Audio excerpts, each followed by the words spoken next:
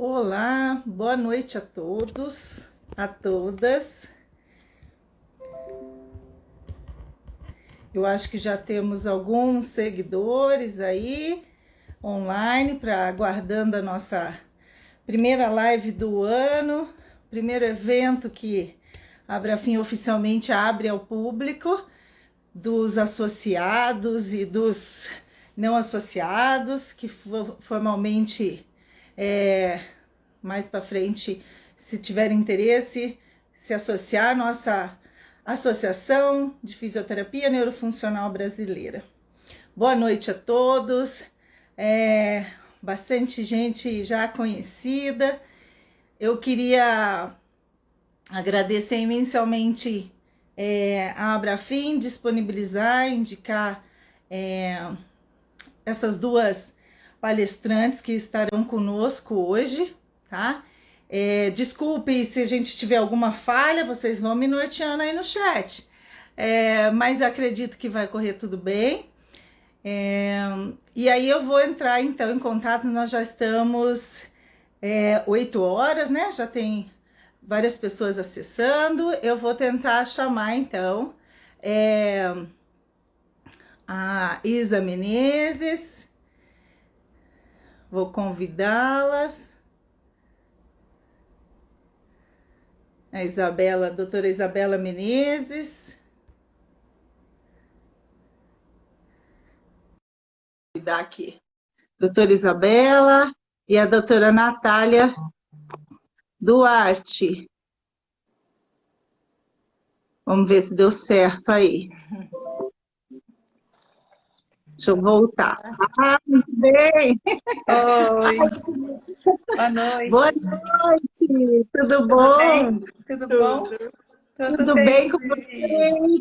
Quanto tempo, Natália? Saudade de você. Mesmo. Uma viagem boa, né? Pois é. Estava falando com a Isabela, que eu a conhecia mais de nome, né? Mas não tinha tido contato ainda com a Isabela, mas que a gente tinha se conhecido no evento da Abrafim, né? No último Abrafim presencial.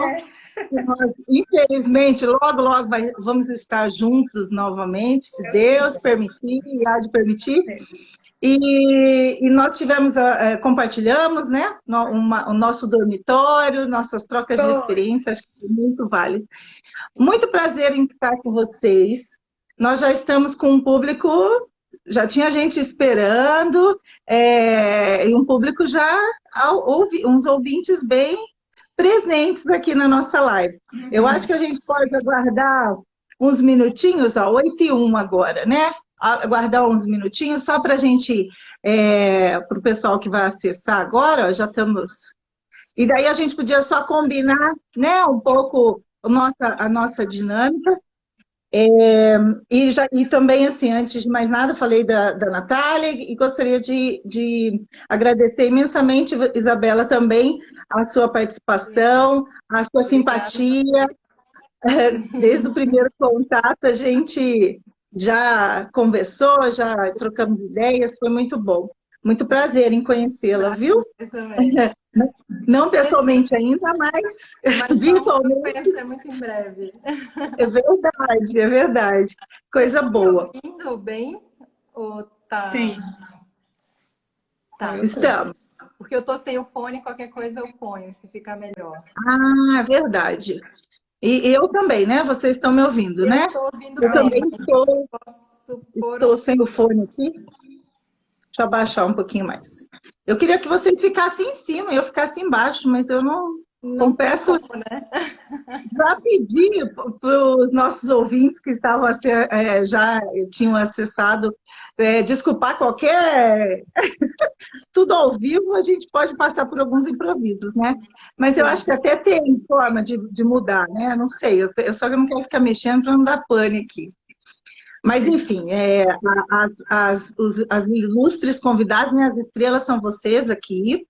Aí eu queria pedir que a gente fizesse um bate-papo aí muito informal, né, na forma realmente que a Brafim preconiza de trabalhar, trazer as novidades, as inovações, as evidências científicas que todos os tipos de tratamento, né, dentro da fisioterapia neurofuncional, seja no adulto, na criança, enfim, todos os ciclos de vida, sejam realmente divulgados, disseminados, a partir das propostas mesmo de quem estuda, de quem se aprofunda, de quem se capacita, né, para estar divulgando, atuando na formação de outros profissionais, enfim, como será essa live de hoje, né? Vocês duas são pessoas ícones na prática da terapia de restrição e indução, né, do movimento adaptado aos membros inferiores, que é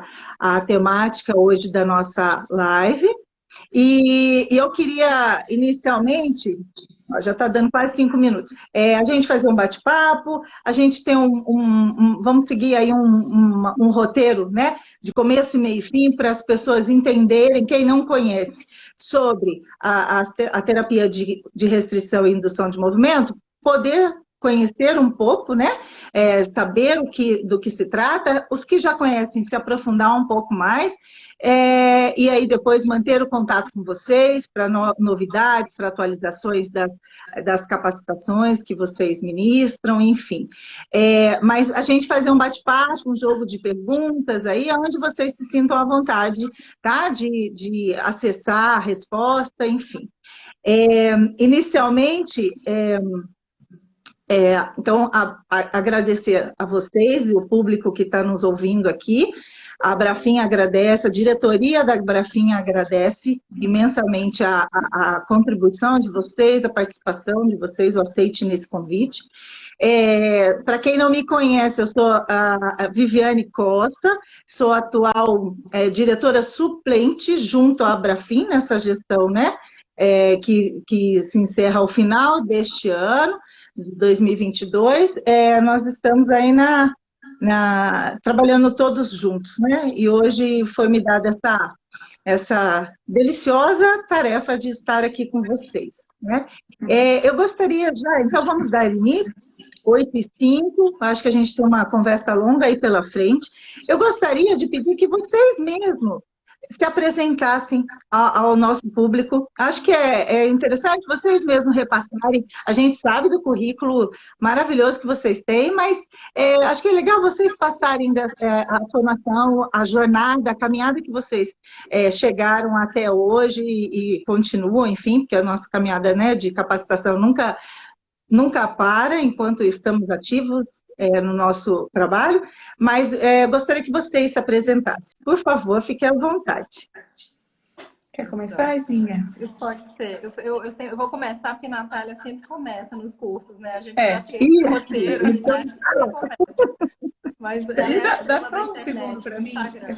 Izinha, só um segundo que eu queria só agradecer, que eu estou vendo um monte de gente conhecida, não sei se você está acompanhando, um monte de aluno e ex-aluno e amigos queridos. Queria agradecer as mensaginhas que eu estou lendo aqui e mandar um beijo para todos vocês. Pronto, pode falar. Então, isso que eu queria falar. Se no meio da live, da nossa conversa, vocês virem perguntas, quiserem conversar, fiquem à vontade, tá? Porque às vezes passa por mim e vocês estão vendo aí, fiquem à vontade de entrar em contato ou responder se tivermos algum questionamento, tá bom? Obrigada. Vamos lá então, Isabela, por favor. Agora as mensagens estão subindo aqui para mim, elas estavam paradas, agora que eu estou vendo um monte de gente aqui, Rodrigo. É verdade. Legal, então tá bom. Então, eu sou Isabela Menezes, eu sou fisioterapeuta, a minha formação foi no Rio de Janeiro, eu sou baiana, mas a minha formação foi no Rio e depois vim para São Paulo em 2001. E, na verdade, a gente se conheceu, né? Eu, Nath e Sara, que é a nossa terceira integrante, que não mora no Brasil hoje, a gente se conheceu na instituição que a gente trabalhava na época. E a minha formação, então, foi no Rio. Trabalhei um período com neuropediatria depois da minha formação lá, e aí vim direto para trabalhar com neuro, e optei, na verdade, por neuroadulto, né? Depois da minha residência na ACD. E Depois desse período que eu comecei a trabalhar, na instituição depois desse período da residência e depois comecei o mestrado na Unifesp, que foi com a TCI, né? Então, na época era uma técnica que ninguém conhecia muito, então, só para vocês terem uma ideia da data, isso foi na época de 2003, né? Então, foi uma sugestão, na verdade, de um projeto do meu orientador, e o projeto era para trabalhar com pacientes agudos, né? E aí, nesse período que eu estava no atendimento mesmo desses pacientes, que foi no Hospital São Paulo, a coleta dos dados, foi o mesmo período que Nath também fazia a pós dela, e a gente já teve essa interação, né? Então, só para explicar um pouquinho da formação do grupo também. E aí tivemos o interesse em comum, né, em relação à TCI. E aí Sara, num outro momento também, por trabalhar na instituição e ter esse interesse em comum, a gente acabou tendo esse link. E o nosso grupo foi criado, na verdade, em 2007, que foi o período que o grupo da Unifesp convidou o Dr. Taub para vir para o Brasil para dar uma palestra, porque, na verdade, foi o grupo do Alabama que deu todo esse suporte na época do meu mestrado, né? Então, o Dr. Taub mandando, eu sempre falo, né, para quem tem muita gente nova aí, mas para quem não conhece fita VHS, ela já existiu e a gente, né, ele mandou isso para a gente para mostrar como que era a aplicação do WMFT, que é uma das escalas que a gente aplica na TCI, enfim.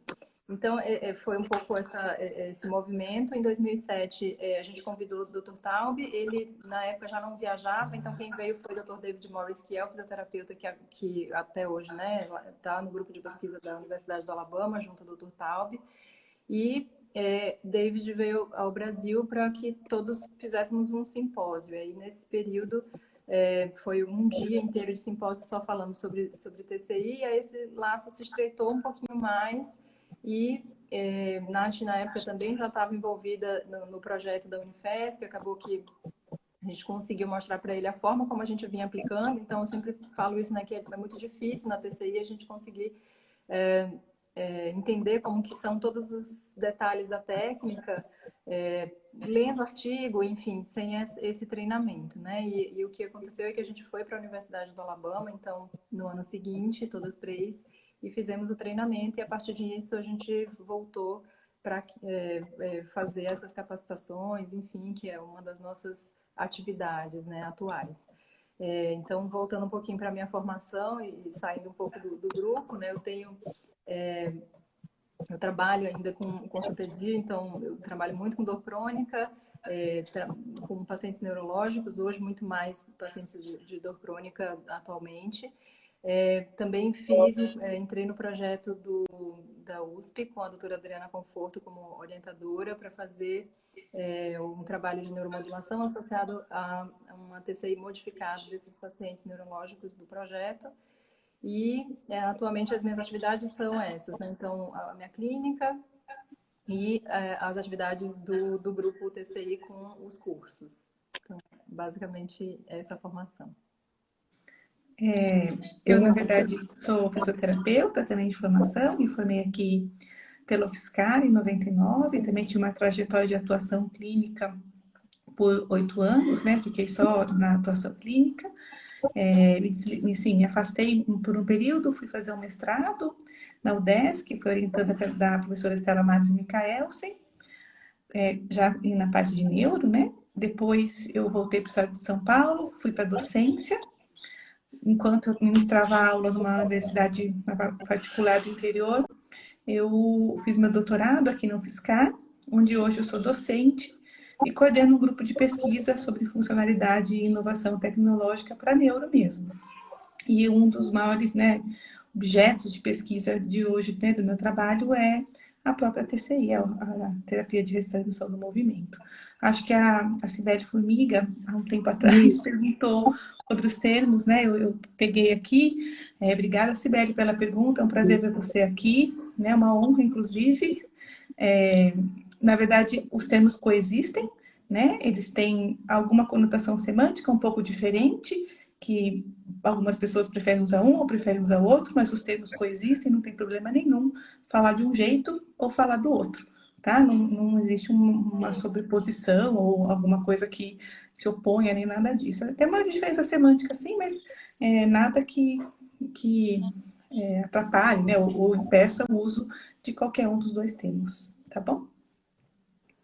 Ah, foi boa a sua colocação. Ia pedir realmente para vocês, eu vi o comentário da doutora Cibele Formiga e eu ia pedir para vocês comentarem, porque é importante, né, essa questão de atualização mesmo das nôminas ou as siglas, a gente tem que manter isso atualizado até para as pessoas entenderem, né, e buscarem realmente os assuntos pertinentes corretamente, né? E que interessante a vida de vocês, né? Eu estava lendo o currículo de vocês mais especificamente, vocês se encontraram, né? No meio do caminho aí das formações e estão juntas. Irmãs de profissão. Há 14 anos.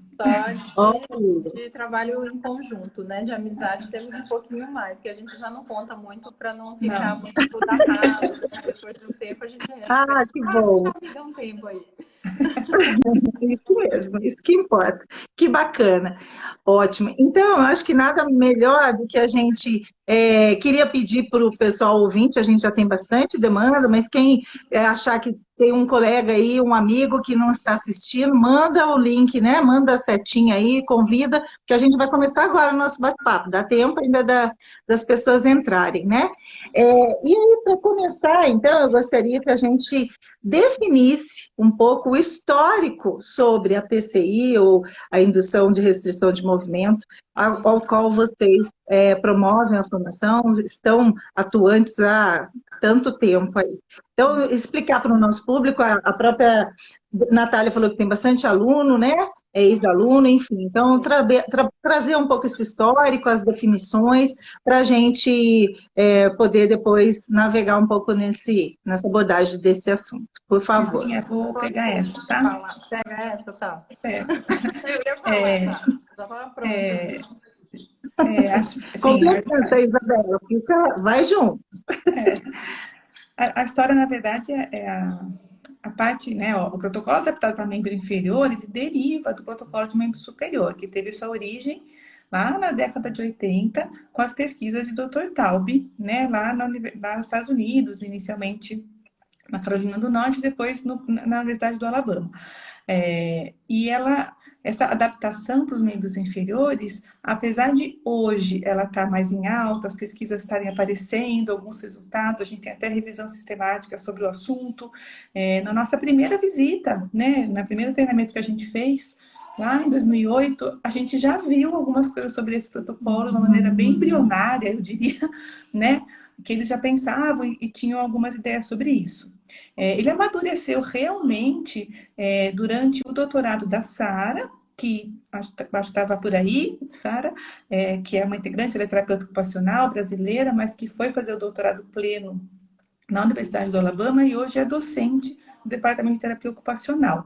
E o doutorado dela foi, uma dos objetivos foi realmente caracterizar, descrever e publicar esse protocolo de maneira bem sistematizada, e isso aconteceu, isso aconteceu no último ano e meio, mais ou menos, né? E a partir desse estudo publicado de maneira bem sistemática e clara do que é, realmente o que vem vindo agora tem um norte um pouco melhor ou um pouco mais... claro, a gente pesquisar protocolo adaptado faz parte, é um dos objetivos, mas a gente tem um deles para poder comparar ou para poder referenciar, olha, fiz igual, não fiz igual, era esse ou não era, o que torna a produção de conhecimento, a ciência em si, mais organizada e mais fácil da gente conseguir comparar e construir realmente resultados em cima disso.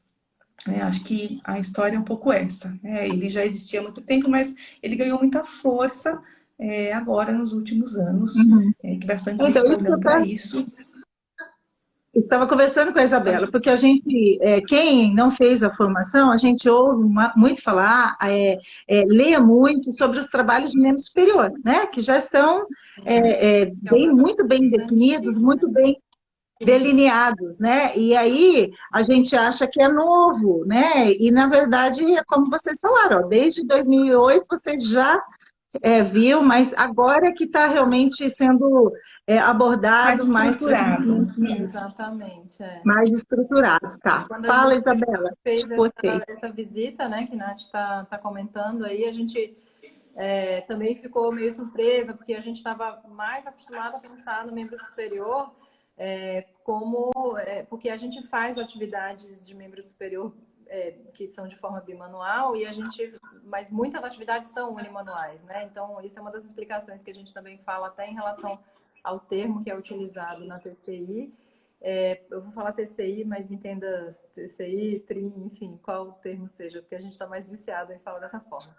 Certo. Então, essa questão da utilização, da adaptação, né, que a gente estava comentando, do protocolo do membro superior para o membro inferior, existe uma diferenciação também em relação a esse termo, né, que é o que a gente fala do membro superior, a gente fala como não uso aprendido, porque realmente esse paciente ele pode realizar a tarefa com o braço só, diferentemente do membro inferior, que a gente não consegue excluir o uso de dos membros inferiores. Então, a gente tem aí um outro termo para designar isso como sendo um esquecimento do uso. Seria mais ou menos essa tradução para o português. Então, existem sim essas adaptações do protocolo. Então, uma delas é o termo, que é um pouco diferente. E eu acho que uma grande coisa que a gente sempre fala, que é o que todo mundo quer saber, né?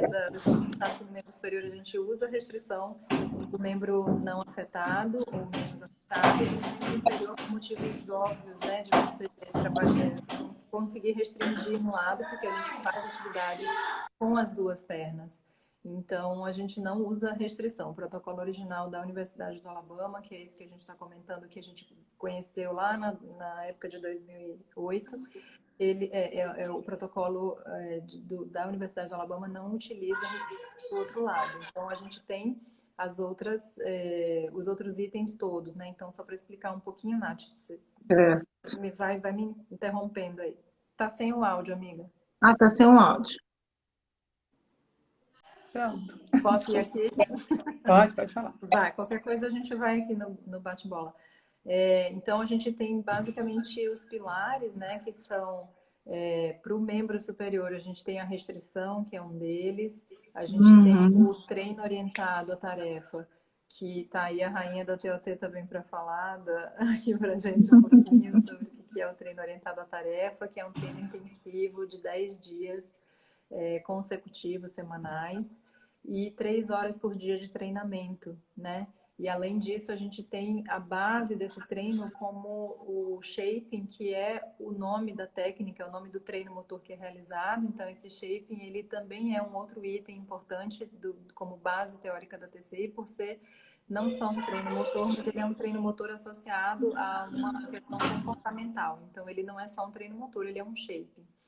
E o outro pilar, que é um dos mais importantes da TCI, é o pacote de transferência ou o pacote comportamental, que são técnicas e estratégias comportamentais utilizadas dentro da TCI durante essas 2 semanas de treinamento, né, esses 10 dias de treino intensivo, que a gente utiliza para que o paciente consiga realizar a transferência do uso, né, ou seja, do membro superior ou do membro inferior para o ambiente fora do ambiente terapêutico, então para o ambiente real, para o mundo real, para a vida dele. E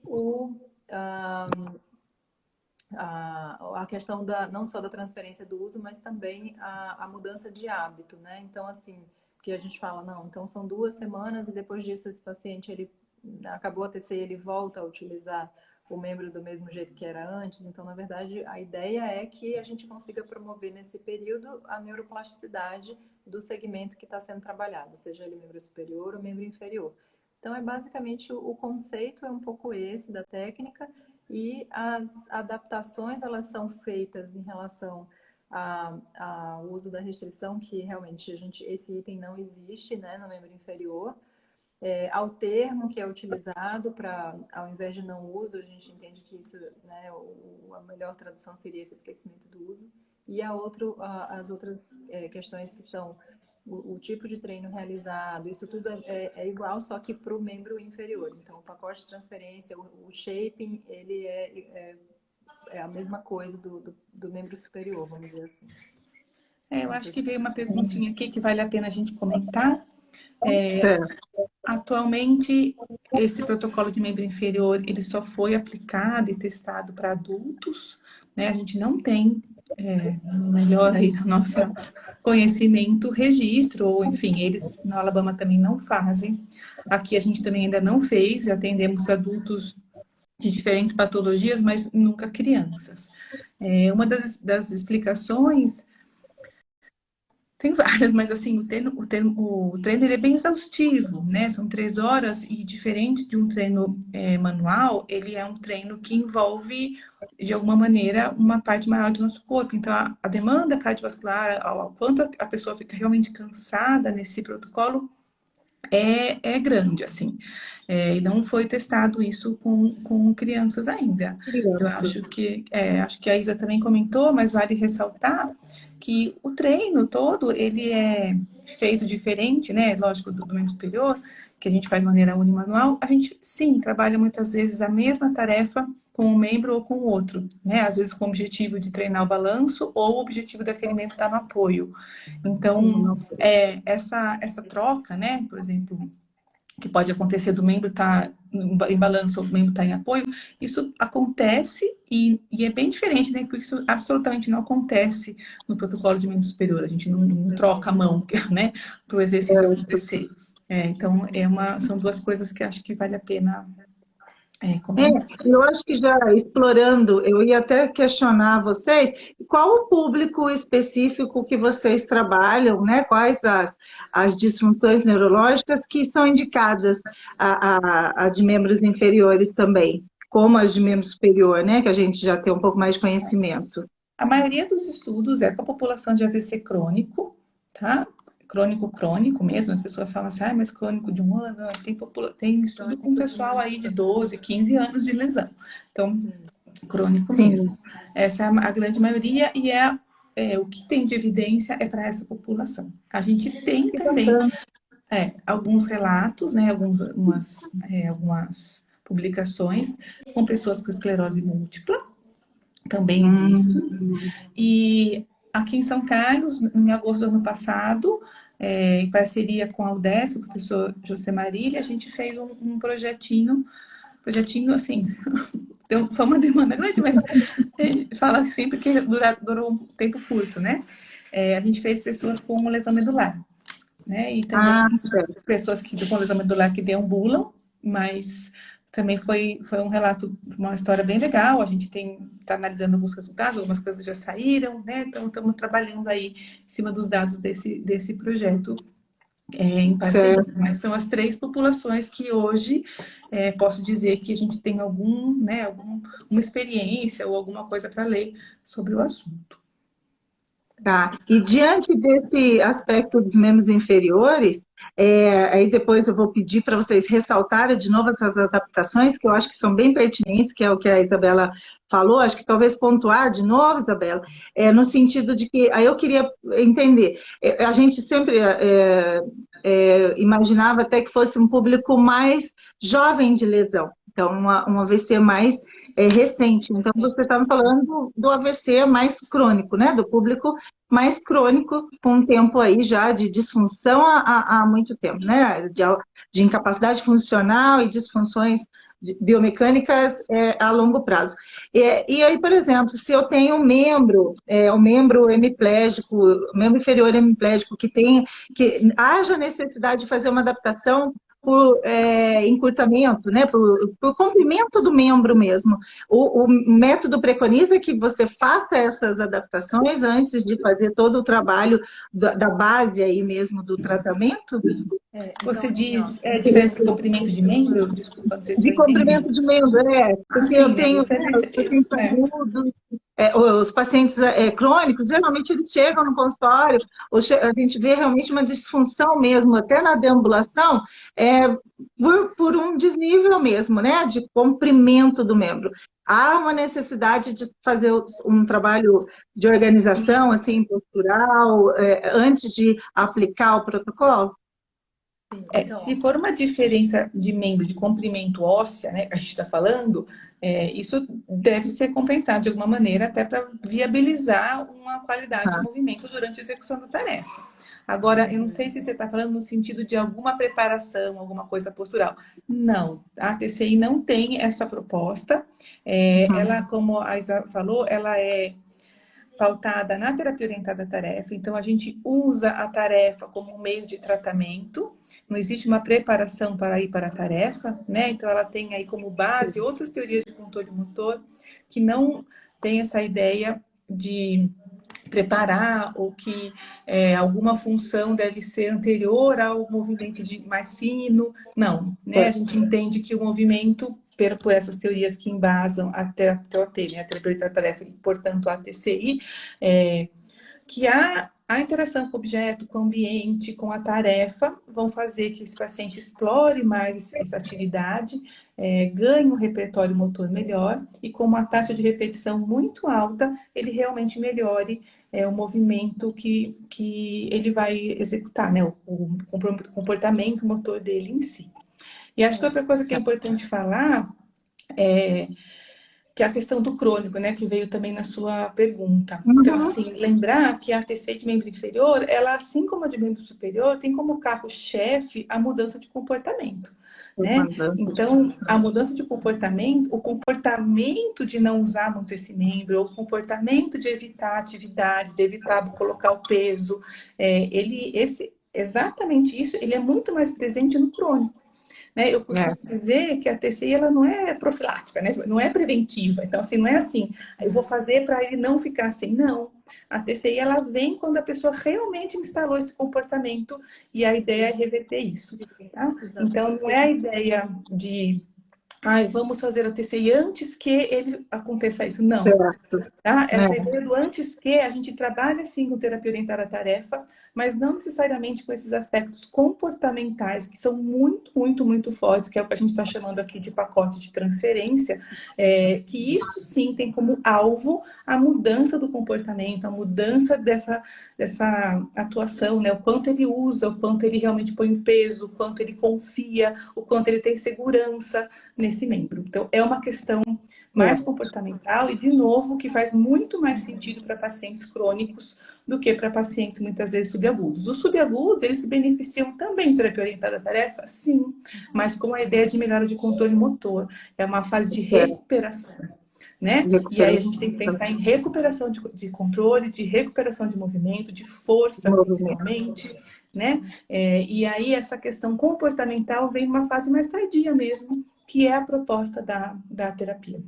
Não sei se olha que clara. Nath, só para complementar a sua resposta, porque tem relação com esse tempo de cronicidade, né, que a gente está falando, que isso não é uma exclusão para TCI. Na verdade, para a gente, ele precisa, o paciente precisa apresentar alguns critérios que são motores, né? Então, para membros superiores tem esses critérios estabelecidos, para membros inferiores também. Então, você falou em relação ao paciente plégico, então já lembrei de falar aqui que um paciente que não tem a movimentação, né, de determinadas articulações. Isso, parece. A gente não consegue selecionar esse paciente para técnica. Então, eu diria que o protocolo de membro inferior, né, Nath, ele é muito mais amplo no sentido da gente conseguir incluir pacientes, porque o membro superior, ele tem, né, o mais de ombro, cotovelo, punho, dedos, tem que estar incluído o polegar. Então, membro superior, ele apesar da gama, né, também de membro superior hoje, a gente atende a TCI, na época que a gente fez o protocolo lá de treinamento, em 2008, a gente não tinha essa mesma gama de pacientes. Então, esse leque não só de patologias, como também de critérios motores, né? Então, a gente excluía pacientes que hoje são incluídos na TCI, né? O doutorado de Nath, justamente com pacientes graves, né? E essa era uma população que, na verdade, não era abordada pela TCI. Então, isso a gente está falando do membro superior. Do membro inferior, os critérios são mais amplos, vamos dizer assim. Então, é mais fácil você incluir um paciente para um protocolo de membro inferior, nesse sentido, do que de membro superior. Então, ele tem uma documentação, sim, de quadril e de joelho, e a gente também tem que ressaltar aqui os aspectos cognitivos, que também são super importantes para que a gente possa selecionar o paciente, uma vez que a gente tem todo esse pacote de transferência, e isso tem muita relação com o que esse paciente, com o que ele vai fazer no período que ele está na casa dele. Então, se ele a gente avalia, né, esse paciente inicialmente para saber se ele realmente tem todos esses critérios presentes para que ele possa participar e ter ganhos com a técnica, porque aí fora isso seria um protocolo modificado. Então, nada impede também que se utilize o shaping para um paciente, né, que você dê uma desmembrada e faça coisas separadas com o seu paciente. Mas isso não é exatamente a terapia por contenção induzida. A gente chama de TCI quando a gente faz tudo isso junto, né? Então, a gente usa todos esses pilares aí juntinhos. Izinha, acho que tem uma pergunta aqui, vou colocar. Sim. Desculpa, Vivi, eu tô entrando, mas senão eu vou esquecer. Não, eu tô, só para acalmar o coração, o nosso assessor está me mandando aqui também. Então, se pular, eu olhando, que subiram várias aqui. Tá bombando, gente, que coisa boa. E, perdoe-me, parético, não plégico, tá certo, não vou confundir as pessoas aí, perdoe-me. Aí, tudo que a Isabela falou, né, do shaping, o Abílio Costa não entendeu muito o que é o shaping. Acho que talvez vale a pena retomar, então, essa questão dessa adaptação. Eu vou já retomar 2 pontinhos, se você me permitir. Então tá. Primeiro, uma pessoa pediu, assim, de maneira bem objetiva, os critérios. Como a gente está falando disso, não custa a gente já emendar aqui, tá? Então, caminhar pelo menos 3 vezes por dia por 8 metros. Então, a gente fala mudar de cômodo, né? 8 metros é mudar de um cômodo dentro da casa 3 vezes ao dia, isso é um critério. E deitado, supino numa maca, conseguir fazer a flexão de joelho e quadril, então descolar ali o joelho da maca, tá valendo. Essa pessoa pode ser elegível, né? Digamos assim. Isso, motoramente selecionado, exatamente. Existem critérios cognitivos, mas aí, né, são coisas assim que a gente põe ao redor, mas o motor é isso. Tá? E a pergunta do shaping, então, shaping é um método mesmo, né, de treinamento motor que a gente faz, onde os objetivos eles são alcançados com pequenas progressões, e ele tem dentro dele, além dos conceitos da aprendizagem motora de maneira muito sistemática e presentes, mas de maneira muito sistemática, né, como conhecimento de resultado, conhecimento de desempenho, uma altíssima taxa de repetição. Então, a gente costuma dizer que um shaping, ele pode ter, por exemplo, de 100 a 150 repetições. E esse é um shaping. A gente pode fazer no dia 4, 5 shapes, para vocês terem uma noção um pouquinho também da intensidade de repetição que é um protocolo de membro inferior. Quando eu falo que ele é extremamente exaustivo, é porque ele cansa. Tá? Então, acho que é importante falar um pouquinho sobre isso. Acho que E a princípio, quando o paciente ele vai na terapia, então ele é incluído para esse trabalho, esse tratamento, ele vai ficar com vocês as 3 horas de tratamento por dia na clínica, por 2 semanas. Isso, e teve uma pessoa que perguntou também. Não, é lógico que descansos são permitidos, tá? Mas a gente não tem uma programação, agora é intervalo. Não, tá? À medida que o paciente fala, não vou preciso descansar, ele descansa e assim que ele estiver pronto, a gente retoma o exercício. Tá? Ele não tem, claro que pode descansar, mas a gente não tem programado nessas 3 horas o intervalo. Não. Também teve uma pergunta sobre o ambiente. Pode sim fazer clínica, domicílio, não tem problema nenhum, tá? Os objetos que a gente usa são extremamente simples, né, Isa? É muito mais a sistematização do treino e o foco na atividade e na tarefa que caracteriza o protocolo, não necessariamente o objeto que você vai usar. Então, step, bola, fita, cone, coisas que a gente pode transportar, exatamente, facilmente de um lugar para o outro. Usar o recurso da casa do paciente, né? De repente. Recentemente a gente fez um simpósio, né, Vivi, internacional, que a gente organizou. Foi uma parceria da UFSCar com a Universidade do Alabama, né? O nosso grupo também entrou como auxílio e apoio na organização. E uma das coisas que a gente se discutiu foi isso, principalmente a necessidade de usar esteira. E foi consenso na mesa das pessoas que estavam ali, entre elas o próprio Tal, Bill Morris e entre outros pesquisadores internacionais, falando que alguns, se a esteira estiver ali, eles podem usar, mas absolutamente não é um pré-requisito para fazer um treinamento de membro inferior. Tá? Então, você pode realmente estruturar a tua tarefa, solo, chão, marcas, pistas, seguindo os conceitos da aprendizagem e do shape, que tem essa pegada de fazer a progressão e maneira muito sistemática seguir a proposta de melhora do controle, né, motor.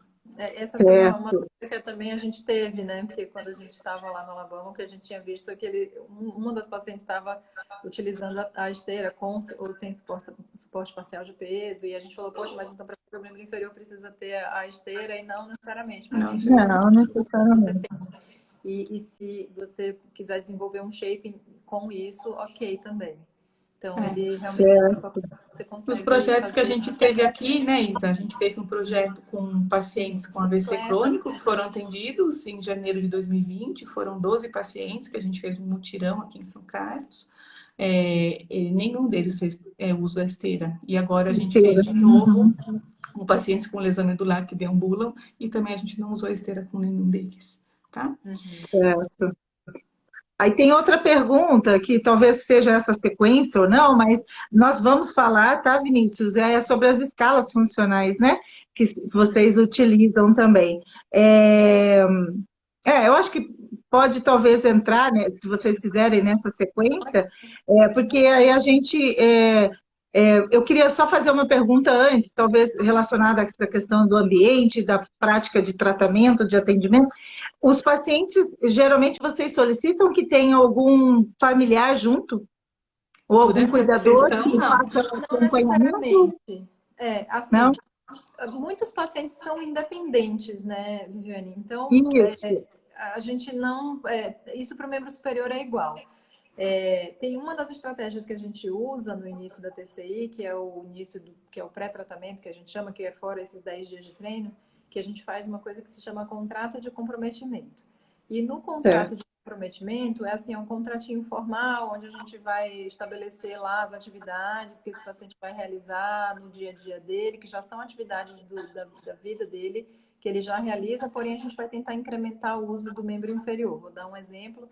Se essa pessoa passa grande parte do tempo, que a gente sabe o quanto que esses pacientes, jovens ou mais idosos, isso independe da idade, mas os pacientes eles acabam ficando muito sedentários e muito hipoativos, uma rotina muito empobrecida. E muitas vezes a gente já se deparou em cursos com muitos pacientes muito jovens e que passavam o dia sentado e a rotina é um pouco acorda, vai tomar café, depois senta para assistir televisão, depois levanta para almoçar, depois senta para ver TV de novo ou ficar no celular. Então, é uma rotina entre você ficar sentado ou deitado, dormindo ou comendo. É basicamente isso, quando eles não são tão ativos assim. Isso é uma rotina bem conhecida, que deve estar assistindo a gente. E aí, na TCI, a gente tem que um pouco reinventar a roda ali. Então, se o cara... ele não levanta muito, por exemplo, mas ele assiste televisão, então a gente fala, então todas as vezes que você for mudar de canal ou deixa o controle lá em cima da mesinha, você vai ter que levantar, pegar o controle, mudar de canal e volta e senta no sofá. Então é uma maneira da gente fazer esse paciente andar mais em casa ou trabalhar mais o sentar e levantar, por exemplo, né? Que são atividades funcionais do dia a dia. E nesse contrato de comprometimento, ele tem uma parte onde a gente realmente insere se esse cuidador ele pode ou não auxiliar, ou quanto que para essas tarefas esse cuidador já auxilia, né? Então a gente tem uma graduação nesse contrato. E aí a gente vai tentar fazer com que essas tarefas, elas cada vez possam ser mais feitas independentemente do que com auxílio de alguém, ou às vezes a sua supervisão, enfim. Mas a gente vai tentar fazer com que no decorrer desses dias essas atividades elas possam mudar de categoria, vamos dizer assim, para que eles comecem a fazê-las de forma mais independente. Então, para quem tem cuidador, a gente pode utilizar isso sim. Para quem não tem cuidador, a gente já identifica essas zonas de risco que são identificadas logo no primeiro dia, onde a gente vai fazer um levantamento da rotina. E a partir disso a gente vai conseguir falar, isso não dá para fazer porque envolve risco de queda, quando a gente fala de risco de queda, segurança. Né? E quando não, o que é seguro e ok, que o paciente acha, não, isso eu dou conta, é legal fazer assim, a gente vai progredindo um pouco, porque é o que a gente sempre comenta, né? No dia a dia, A gente treina em casa, a gente treina na terapia, né, no ambiente terapêutico, e ele vai para casa, treina tarefas em casa. E isso faz com que melhore as atividades também na terapia, e a gente vai adquirindo essa melhora realmente dia a dia, né? Então, isso é bem... Certo. Eu pensei principalmente por causa do treino comportamental, né? O risco também, mas realmente podem ser já pessoas mais independentes pelo tempo de comprometimento, mas essa questão do treino comportamental, né? E assim, o que você falou é pertinente. Hoje de manhã mesmo eu estava com uma secretária nossa lá, que ela tem uma hemiplegia, uma pessoa jovem, formada em enfermagem, já tem há 6 anos uma hemiplegia bem severa, de membro superior comprometido, membro inferior bem melhor. Só que assim, porque eu nunca, não vou voltar mais a correr, eu não faço mais nada, eu não tenho interesse em fazer outra atividade. Então, assim, o Juliano, mas assim, né, não precisa correr. É o que a gente fala também para paciente neurológico, é isso, e a gente fala, né, para paciente de dor crônica, que para quem atende também é isso, né? Paciente, você faz uma graduação, você melhorou alguma coisa, porque aí o paciente fala assim, não, ou ele melhorou um pouco e ele não considera esse pouco uma melhora, ele só tem essa régua, né? Ou aqui ou é o zero, não tenho dor nenhuma.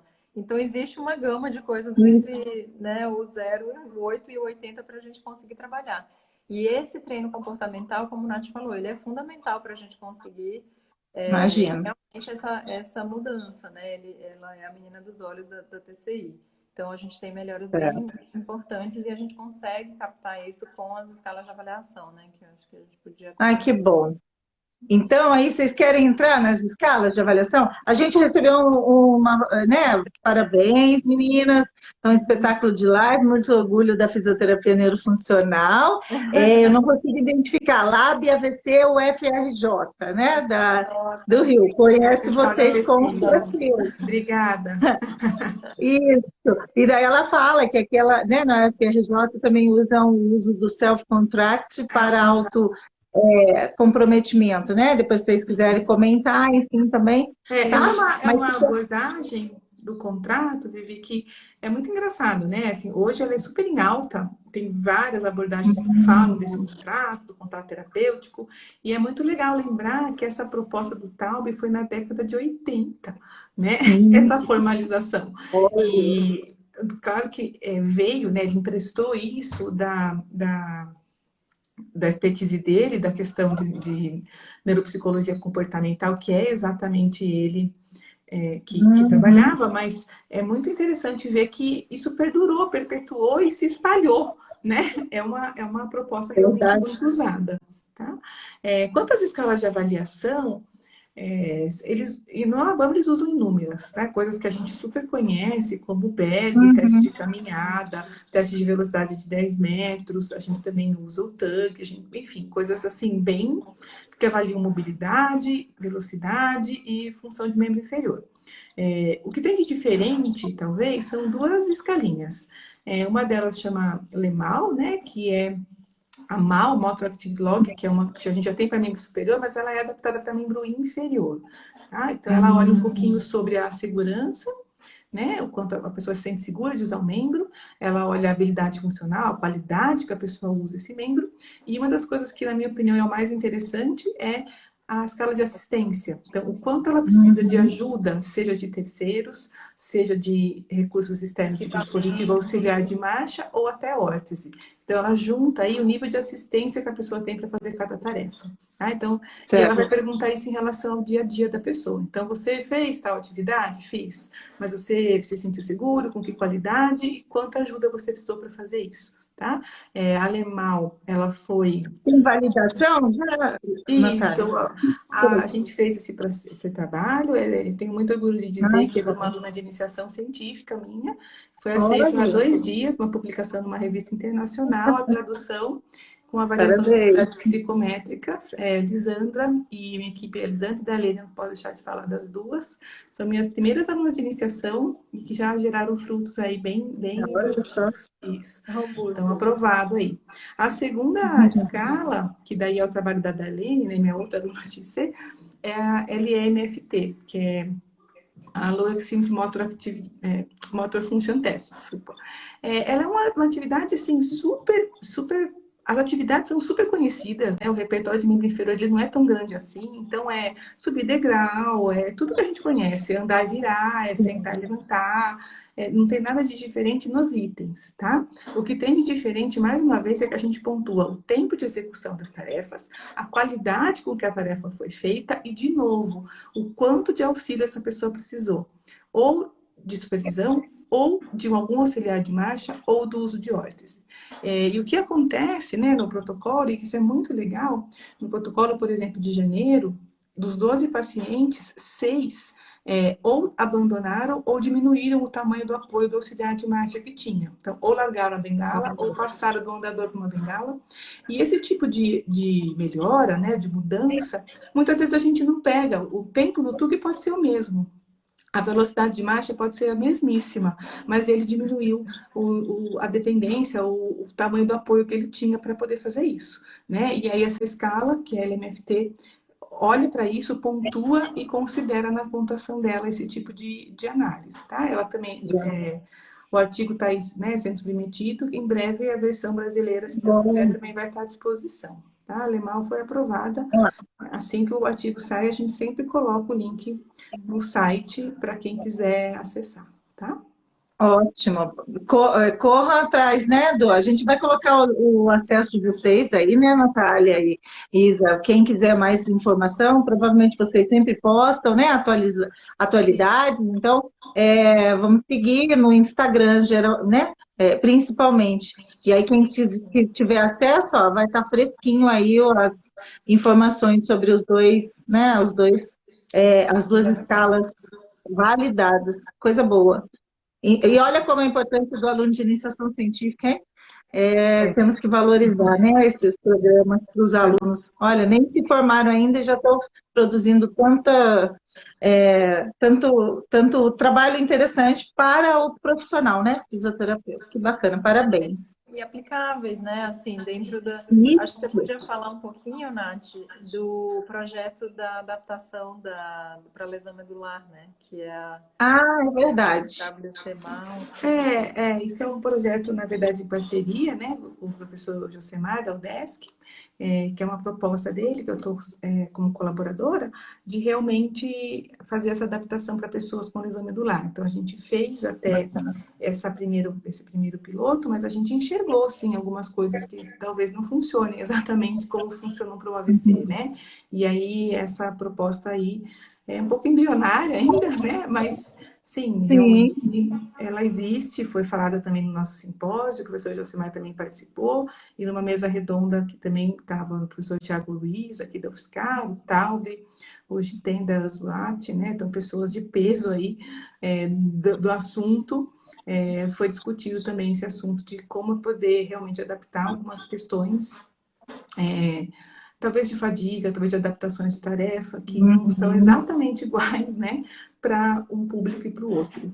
E que a gente pode perceber realmente pondo a mão na massa, né, nesses projetos que a gente tem feito aqui, esses mutirões de atendimento que a gente faz aqui no UFSCar, que é o público SUS, mas que acaba integrando aí, né, pesquisa, ensino e extensão, atendendo a comunidade, ensinando os alunos de graduação e os alunos de pós coletando dado com isso.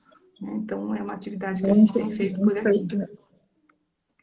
Muito pertinente. E geralmente o paciente, mesmo com lesão medular que deambula, ele às vezes não é deambulador comunitário, né? Exatamente. Ele usa cadeira de rodas. Então, assim, o protocolo, eu estou pensando aqui, associando, ele vai ter que ser talvez diferenciado mesmo, porque o tempo de exposição na tarefa vai ser menor, e o contrato dele vai ter que ser muito mais reforçado, no sentido de que eles usam mesmo muito a cadeira de rodas, né? Num trecho mais longo, num percurso mais longo de deambulação. Né? Um dos participantes tinha exatamente esse perfil, Vivi, que veio para cá, né?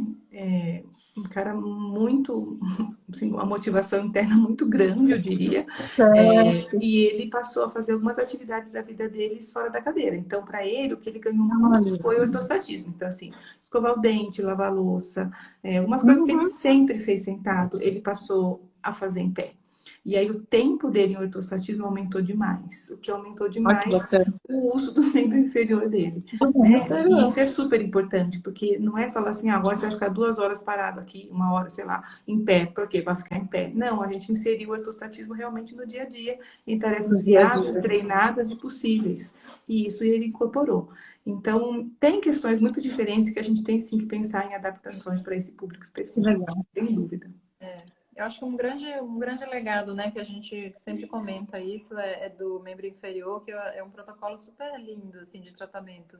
A gente, né, falou, poxa, mas talvez seja... Ele tem realmente essa questão de ser um protocolo muito extenuante por conta dos grupamentos musculares que são maiores, as atividades realmente elas são mais cansativas, os pacientes precisam realmente descansar muito mais do que o protocolo de membro superior, que o paciente fica sentado e faz as atividades na mesa, enfim, isso a gente é cansativo, mas o membro inferior é realmente muito mais.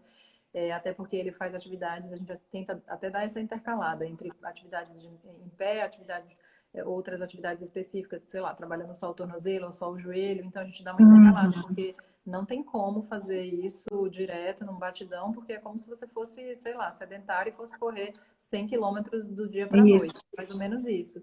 E aí imagina o nível de desuso, né? E o quanto que a gente já sabe que para quem tem dor, né? O pouco que você não faz descarga de peso, em 24 horas a gente tem perda muscular, né? Então você imagina o quanto que esses pacientes cronicamente já não têm de perda e o quanto que a De gente perda. consegue 2 semanas de melhora. Então a gente está pensando tanto no público de lesão medular ou quanto o público de enfim, os outros pacientes neurológicos, né, de AVC ou mesmo esclerose múltipla. Então, tem realmente, acho que um legado muito importante que para esses pacientes que a gente está comentando, né, o lesado medular, ele vai conseguir ter um patamar acima, talvez que seja ficar em pé, fazer descarga de peso, fazer atividades de uma maneira que ele teria a possibilidade de fazer no dia a dia, mas ele não faz, né, Não até por uma faz. questão de confiança, não só de fraqueza. Flavinha, beijo. E vi Marcinha também aqui. Não posso deixar de mandar um coração para Marcinha. E também essa questão do paciente que deambula, o quanto que ele também não pode ir para frente, que seria, por exemplo, fazer uma atividade de condicionamento depois, no final do protocolo. Então, a gente vê muito o ganho de autoconfiança no uso do membro. Não só do membro superior, mas principalmente no membro inferior, a gente consegue, talvez, chegar no final do protocolo e falar, poxa, esse paciente agora consegue, de fato, ir para a academia do prédio, fazer bicicleta, fazer uma esteira, uma esteira. Isso vai ajudar a controlar até as questões relacionadas às comorbidades desses pacientes, né, que a grande maioria tem. Então, Com isso eu acho certeza. um grande legado do membro inferior, sim. É bem Que interessante. bacana. E a fala de vocês lá no comecinho da live falou, né, da relação de não de contenção, né, porque realmente a gente precisa dos dois membros para andar, né, diferente do membro superior. E eu acho que é até muito mais estimulante e motivador para o paciente, uma vez que ele vai ter uma dinâmica, uma segurança, uma participação, né, nas atividades funcionais mesmo do seu dia a dia, uma vez que ele se sente capaz de fazer, se ele consegue recrutar de novo o movimento, ou melhorar essa percepção, esse comportamento do movimento do membro inferior, né? Fantástico, muito bom, muito bacana. Já estou curiosa já para saber mais. Acho que é legal nessa tua fala, Vivi, A gente é boa de assunto, deixar a gente ficar até umas 11 aqui falando. Então, isso que eu ia falar, gente. Olha, passou tão rápido, mas a gente vai fazendo o fechamento aí. Mas fala lá, Natália, o que você ia comentar? Só que é importante ressaltar que nessa revisão que existe, né, sobre o membro inferior, que foi conduzida inclusive pela equipe do Alabama, o que eles perceberam é que as pessoas que aplicam, a grande maioria usa uma restrição no membro inferior. Então, olha como é importante a gente realmente se informar, entender qual é a proposta, porque não tem nada a ver, né? Não é a restrição a questão aqui, é muito mais o comportamento, o treino orientado à tarefa, a intensidade que se faz, é a maneira como se faz, que teoria de controle motor está por trás disso, e não necessariamente prender um lado, né? Que não faz muito sentido realmente. Então, essa informação, né? Esse conhecimento, ele se faz realmente necessário para aplicar aquilo que a gente está entendendo que tem um melhor resultado. Certo.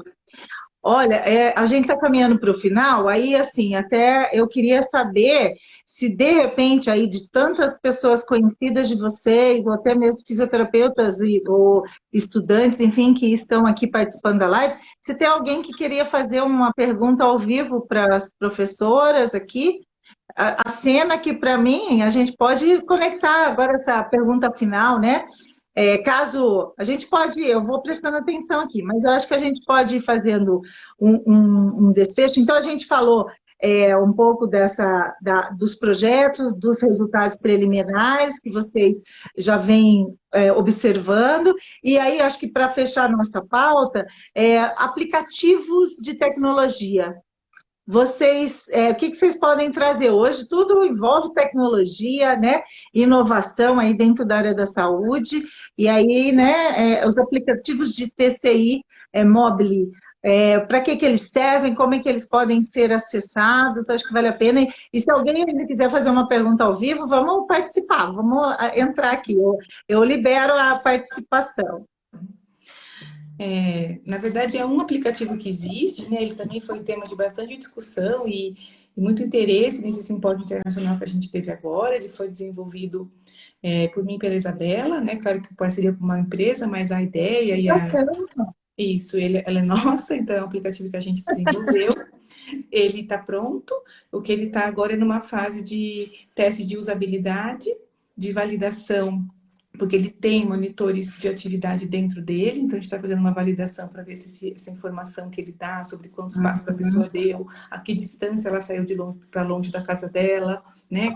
Então, para ver se isso realmente é válido e confiável.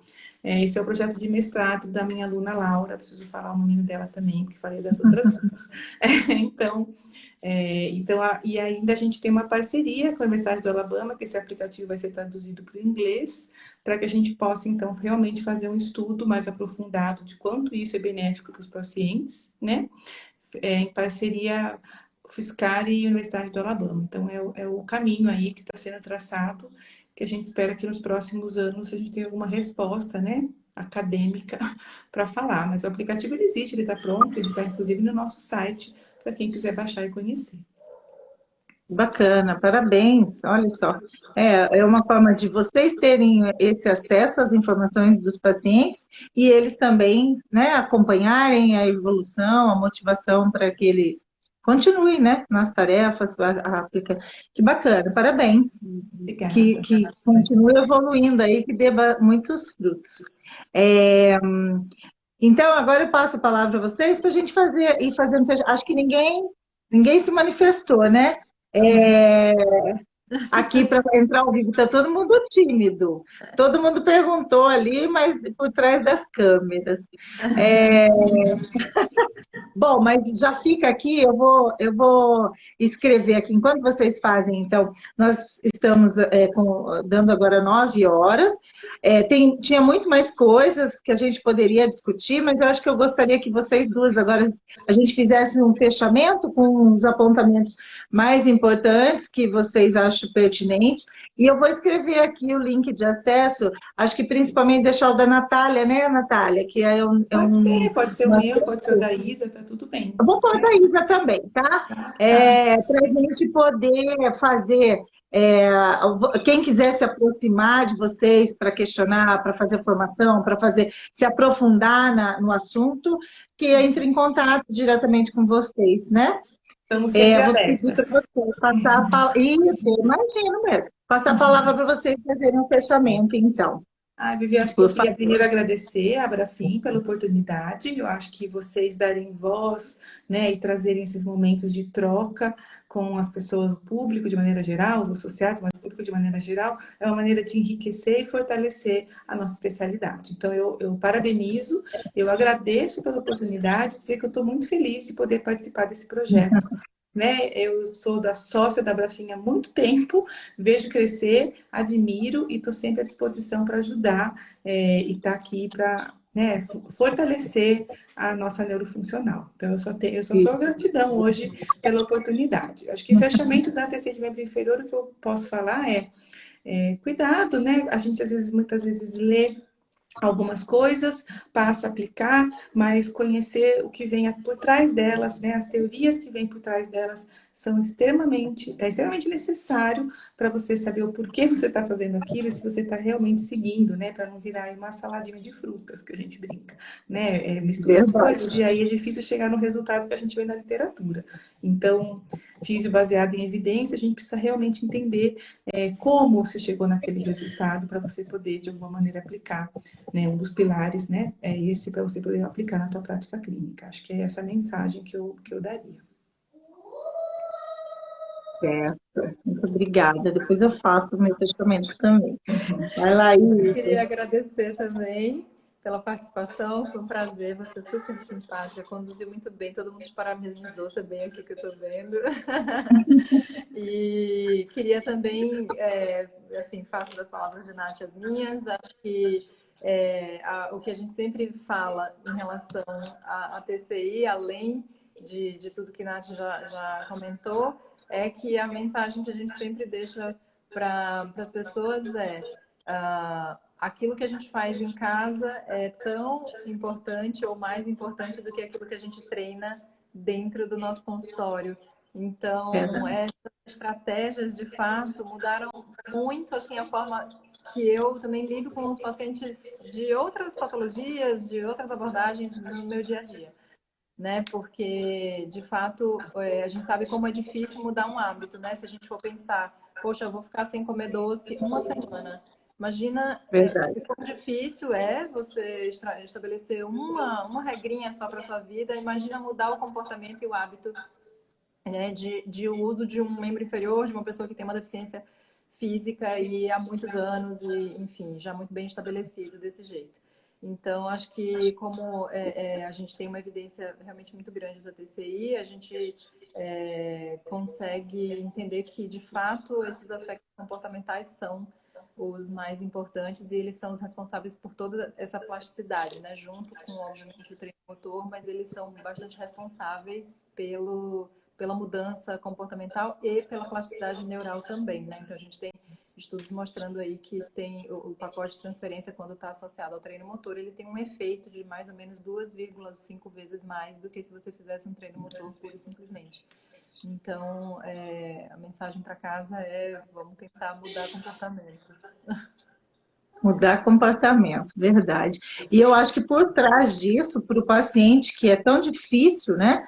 Para o nosso paciente do consultório, enfim, do ambulatório, por trás disso precisa ter pessoas também persuasivas, né? Que estudem, que compreendam, que tenham essa visão ampliada do ser humano, porque nós somos todos diferentes e é como vocês falaram, eu posso receber jovens, idosos, mas cada um tem sua expectativa de vida e se o profissional também não souber recepcionar, abordar, compreender esse quadro de cada um dos participantes, dos nossos pacientes, enfim, a gente também talvez não atinja esse objetivo, né? Então, o que vocês falaram, a Natália falou muito bem, não basta só ler, não basta só pegar informações aleatórias, a gente precisa realmente ler, se aprofundar, buscar, fazer formações, enfim.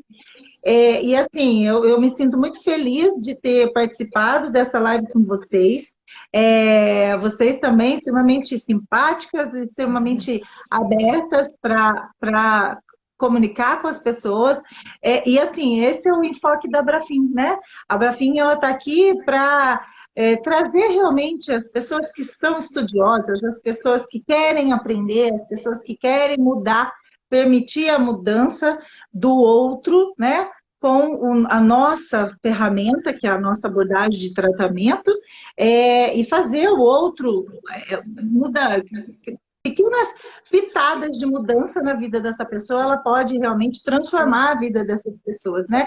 E a Brafim, ela se sente muito honrada por vocês fazerem parte desse grupo de profissionais estudiosos que vem trazendo essas informações, vem atualizando para a gente, vem trazendo publicações para a gente realmente poder melhorar as nossas ferramentas de tratamento, as nossas abordagens de tratamento. Muito obrigada, em nome de toda a diretoria da Brafim, queria agradecer. Queria pedir para os ouvintes que sigam aí as meninas, ó, quem quiser mais fazer perguntas, elas são muito acessíveis, já posso dizer isso, e vocês vão se atualizar com certeza junto ao Instagram de vocês. Muito obrigada a todos os ouvintes que ficaram com a gente, né? Até agora, diminuiu um pouquinho, mas a maioria começou a sair agora, porque tem coisas a fazer, a janta, enfim. Mas muito obrigada a todos que ficaram aqui ao vivo com a gente. Muito obrigada, meninas. Isabela, prazer em conhecê-la novamente. E, Nath, saudade, viu? Eu guardo ainda a minha lembrança aqui. O seu pente, eu vou te entregar pessoalmente. É verdade, Vivi, a gente tem que se encontrar. Isso aí, na verdade, eu deixei com você, que é um pretexto para a gente ter que se encontrar. Para pegar isso, para a gente ter que se encontrar. Eu guardo que ela esqueceu lá, eu guardei comigo. Falei, eu vou encontrar a Natália daqui um tempo e vou entregar para ela. Muito obrigada, prazer em revê-las, viu? Uma boa noite a todos. Boa noite. Boa noite para todos. Eu vou colar em vocês aí também para voltar a me capacitar. Muito obrigada. Obrigada, Vivi. Tchau, pessoal. Boa noite. Boa noite.